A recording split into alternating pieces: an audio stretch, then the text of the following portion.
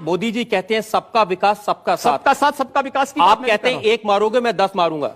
मैंने कहा ना, मैंने कहा है कि अगर एक को मारोगे तो फिर भाई उसका तो ये होगा ही, अगर आप मारेंगे तो ये उम्मीद मत करिए कि आप सुरक्षित रहेंगे।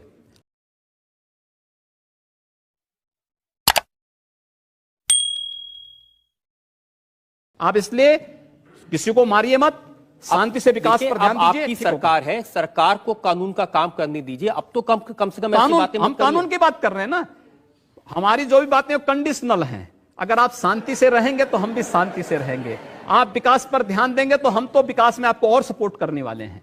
हमारे यहां भारत के अंदर मैं तो आप चाहता हूं सिर्फ आप जनता से आज इतना वादा कर दें कि अब इस तरह के भड़काने वाले बयान नहीं देंगे, आप आग लगाने का काम नहीं करेंगे और वाकई में सबको साथ लेके चलेंगे। जो अगर बशर्ते अगला पक्ष शांति से रहेगा तो मुझे प्रसन्नता होगी उसके विकास करने में योगदान देने में। और अगर अगला पक्ष शांति से नहीं रहेगा तो क्या करेंगे? अगर शांति से नहीं रहेगा तो उसको शांति से रहना सिखाएंगे। भाई ने बोला करने का तो कर।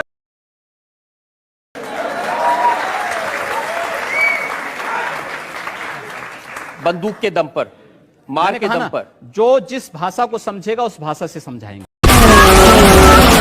तेरा बाप आया। लेकिन योगी जी, भगवान महावीर के देश में, भगवान बुद्ध के देश में हिंसा की बात करना, हाथ उठाने की बात करना, खून की बात करना, हम कब कर रहे हैं? अभी इतनी देर से कर रहे हैं आप? नहीं, मैं समर्थन नहीं कर रहा हूं। मैं कह रहा हूं कि अगर कोई सामने वाला व्यक्ति दानवीय प्रवृत्ति का है तो भाई दानवों के साथ तो दानव जैसा व्यवहार तो करने की तैयारी करनी पड़ेगी। मानव के रूप में आ रहा है, उसको गले से भी लगाइए। हिंदू मुसलमान नफरत, मार काट, ये क्या शोभा देता?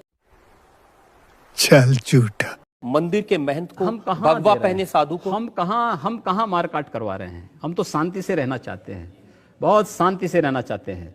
लेकिन जो लोग शांति से रहना नहीं देना चाहते हैं तो आखिर उसका भी तो कोई उपचार होगा। उपचार जब शासन तंत्र के साथ नहीं होता तो समाज को वह उपचार स्वयं अपने हाथों में लेना पड़ता है, और मुझे लगता है समय आ गया है जब उपचार लेना पड़ेगा। योगी जी, इस समय देश में आपकी सरकार है। जी हाँ। एक तरफ नरेंद्र मोदी लाल किले की प्राचीर से कहते हैं कि 10 साल तक दंगे फसाद को पीछे छोड़ दो, सिर्फ विकास की बात करो। एक भी दंगे की, उत्तर प्रदेश में 2.5 वर्ष के दौरान 430 से अधिक सांप्रदायिक हिंसक झड़पें और दंगे हुए हैं। एक भी दंगे की शुरुआत हिंदुओं की ओर से नहीं हुई। एक भी दंगा शुरू करने वाला ना हिंदू होता है ना मुसलमान। ऐसी बात कर रहे हैं आप? मैं सच्ची बात कर रहा हूं। आज लोग कह देंगे आईएसआईएस के साथ लड़ने वाले लोग न हिंदू है न मुसलमान है, फिर उनके लिए फतिया क्यों पढ़ा जा रहा है? आप कहते हैं कि आतंकवाद की कोई जाति नहीं होती, क्यों उसको फिर जाति के दायरे में, किसी मजहब के दायरे में उसको कैद कर देना चाहते हैं? ये तो आप कर रहे हैं कैद, मैं नहीं कर रहा हूं। ये वे लोग कर रहे हैं जो उनको उस प्रकार का वो देने के लिए उतावले दिखाई देते हैं। और इसलिए मैं कह रहा हूं, अगर जाति नहीं, मजहब नहीं, समाप्त करिए। आतंकवाद की कोई जाति नहीं, कोई मजहब नहीं, आप उसके साथ उसी प्रकार का व्यवहार करिए। आप आतंकवादी है, मिट्टी तेल छिड़क करके आग लगा दीजिए, फेंक दीजिए उसको, खत्म, जिससे पता ही ना लगे। क्या मतलब है? ये चीजें अपने आप समाप्त हो जाएंगे। योगी जी, मुझे थोड़ा सा अजीब लग रहा है कि एक योगी से, एक महंत से मैं प्यार, मोहब्बत, इश्क की बात कर रहा हूं, लेकिन कुछ मामला ही ऐसा है, योगी आदित्यनाथ प्यार मोहब्बत पर पाबंदी लगाना चाहते हैं। आपने लव जिहाद का सवाल उठाया है। हाँ, लव जिहाद के खिलाफ मैं पिछले 10 वर्षों से बोल रहा हूं। लव जिहाद ये बता दीजिए। देखिए, लव जिहाद इस देश के खिलाफ, इस देश की संस्कृति के खिलाफ एक अंतर्राष्ट्रीय साजिश है, और उस साजिश को केवल मैं नहीं बोल रहा हूं। उत्तर प्रदेश हाईकोर्ट ने 2006 में उत्तर प्रदेश की सरकार को एक निर्देश जारी किया था कि उत्तर प्रदेश के अंदर बड़ी तेजी के साथ हिंदू बालिकाओं का अपहरण क्यों हो रहा है।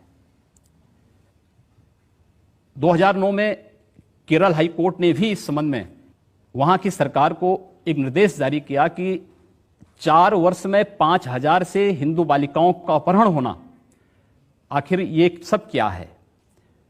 कर्नाटक हाईकोर्ट ने इस संबंध में आदेश जारी किया था। कि आखिर इसकी सीआईडी जांच क्यों नहीं करा दी जाती है कि अचानक हिंदू बालिकाएं क्यों उनका अपहरण हो जा रहा है, कहां गायब हो जा रही हैं। केवल ये दो लोगों का आपसी प्रेम होता तो कोई बात नहीं, करें, आपसी सहमति से हो तो ठीक, लेकिन छल छद्म के आधार पर नहीं, धोखे के आधार पर नहीं। जो रांची में हुआ, जो मेरठ में हुआ, जो हरियाणा में हुआ, अगर इस प्रकार की किसी भी दुष्प्रवृत्ति को जिहाद के नाम पर हिंदुस्तान में थोपने का प्रयास होगा तो हम उसे किसी भी स्थिति में स्वीकार नहीं करेंगे।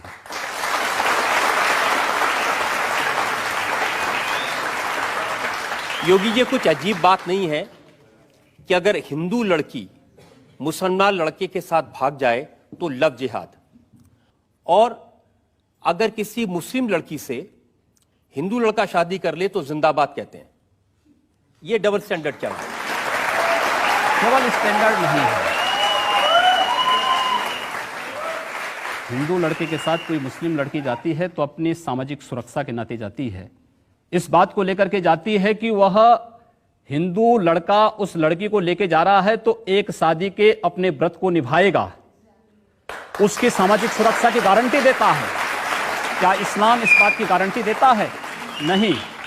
वहां उनके साथ एक, वहां पर एक जो हो रहा है इसके पीछे तो बहुत बड़ा अंतरराष्ट्रीय गिरोह काम कर रहा है लव जिहाद के नाम पर। इस पे पैकेज घोषित हुए हैं, हिंदू बालिका का अपहरण होना, उसके साथ जबरन दुष्कर्म करना, उसकी जिंदगी को बर्बाद कर देना, उसके अलग अलग पैकेज घोषित हैं। और ये धोखे के नाम पर आखिर क्यों अपना पूरा नाम नहीं बताती हो पहले से? रोज तो समाचार पत्रों में आ रहे हैं, रोज तो आप देख रहे हैं, रोज तो इस प्रकार की बातें आ रही हैं कि पहले नाम उसका कुछ और है, परिवर्तित नाम में कुछ और करके बाद में जब वास्तविक स्वरूप में आती है तो वो बालिका तब अपने आप को देखती है कि हमारे साथ धोखा हो चुका है। अपना सही नाम बताइए। क्यों आप गुड्डू, पप्पू और अन्य नाम पर बेवकूफ बना रहे हो समाज को? सही नाम से सामने आइए। मैं इसलिए पूछ रहा हूं क्योंकि जब आपने इश्क नहीं किया, मोहब्बत नहीं की, तो आपको क्या मालूम जब कोई किसी को दिल देता है तो उसका बायोडाटा थोड़ी पहले पूछेगा। ऐसा नहीं। देखिए, सवाल यह है कि आप अपने पूरी जिंदगी के बारे में, शादी ब्याह को केवल दो व्यक्तियों का मेल मिलाप नहीं मान सकते। यह समाज की वह आधारशिला आप खड़ा करना चाहते हैं जिस पर इस राष्ट्र का भवन तैयार होना है।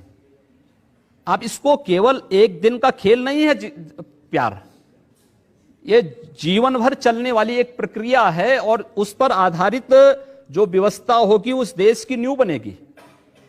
वो केवल एक दो लोगों का मिलन नहीं है, उस समाज की और अंततः इस राष्ट्र की आधारशिला है। एक आधारशिला आप रखने जा रहे हैं, वो आधारशिला अगर गलत होगी तो फिर भवन भी भरभरा करके गिरेगा। आधार मजबूत होगी तो भवन भी उतना ही मजबूत होगा। उस मजबूत भवन के निर्माण के लिए, राष्ट्र के इस मजबूत आधार को स्थापित करने के लिए हम इस बहस को